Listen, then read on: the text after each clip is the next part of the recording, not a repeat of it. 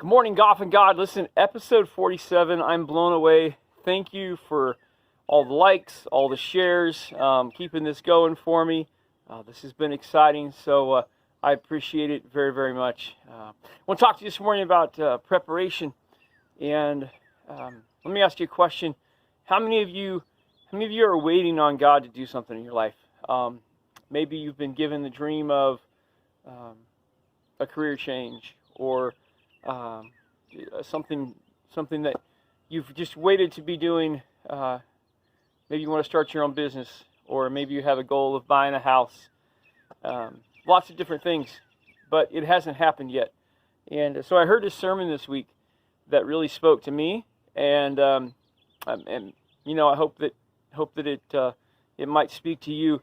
But what if you haven't received your dream yet? What do you do? What do you do? Or are there things that you can do to help that further a little bit along? And so I have a couple thoughts for you this morning. And the first is that this concept of maybe you're waiting and not moving, and maybe God is waiting for you to move. Maybe you haven't received the dream that you've been promised by God because you're not prepared. You know, I think about, I heard the pastor talking about Noah. You know, Noah built the ark for years and years and years in advance of a flood. Well, what if Noah didn't prepare? What if Noah just thought God was going to, give him an ark? And I don't know, you know, I thought about that, and I just thought, okay, take that into someone else's dreams. What if you want to have your own real estate company someday? But in the meantime, you don't do anything. You don't study the market. You don't start buying small pieces of real estate. You don't maybe buy your first investment rental. You just wait because you want to own your own real estate company someday. Or what if you want to be an NBA basketball player and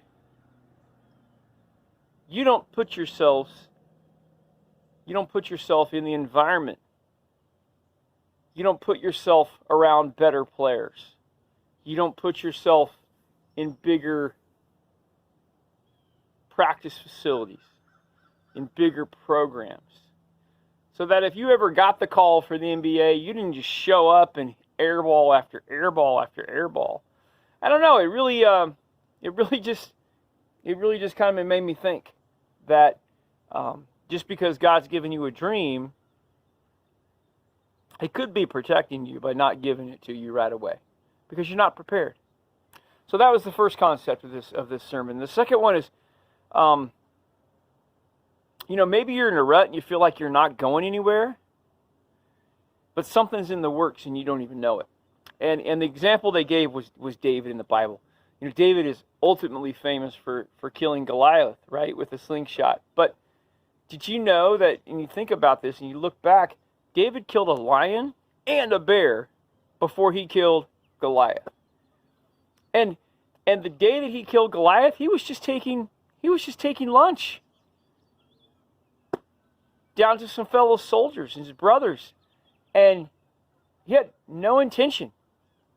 David just knew that he was going to be king someday, and he didn't know how that was going to happen. But God prepared him. So I guess what I'm telling you is that maybe God is preparing you now for something great, and you don't even recognize it, and you don't even know it. So patience in that. And so anyways, if that's the two things that you can get out of this morning, is be prepared. If God's given you a dream of something, start preparing for it, so that when you do get it, you don't flop.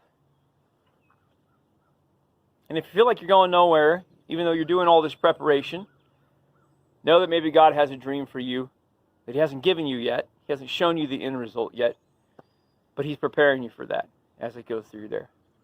So I'm getting ready to head down to Florida this next week, and I'm going to play 4 or 5 rounds of golf on some on some crazy good courses. Now I play, you know, one of the hardest courses in the nation routinely, and it's been kind of fun to see these Big 12 guys, the great golfers. I mean, we're talking state champions, former state champions in high school, national champion contenders this year, and you know, they got a pretty hard taste of the Kansas win yesterday. Only 3 guys shot under par, and 1 stroke under par. You know, so that makes me feel better when I go out and shoot 10 over.